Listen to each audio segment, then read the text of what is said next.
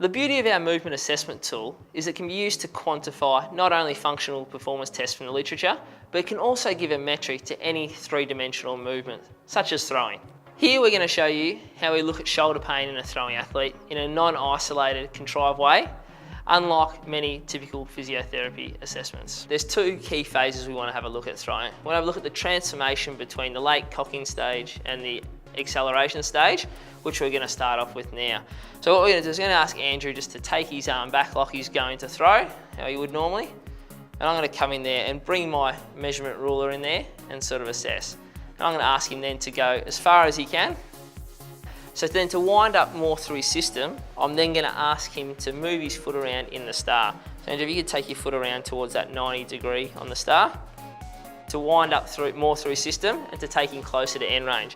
I'm then going to ask him to perform that movement again, so like he's going to throw. And as we do this, we bias some of the movement through the rest of his system. We take out some movement through his hip. We demand more from other areas. And it's sometimes allow us to not only quantify his movement, but find breakdowns in his movement patterns. So the second stage we want to have a look at is the deceleration phase, or the follow through of his throwing. So again, we position Andrew's heel in the centre of the star so we can quantify the angulation of the movement. We're then going to ask him to perform his throw again, and we're going to sort of measure where he comes around to on the line. We're going to take a rough estimate of that to give us a verticality. And I'm going to ask him then to move his foot around the star, but keep aiming for the same verticality. And again, we're going to be able to get to the point where he gets to his end range of motion, and that'll give us a quantification of his range of motion through his system in the deceleration.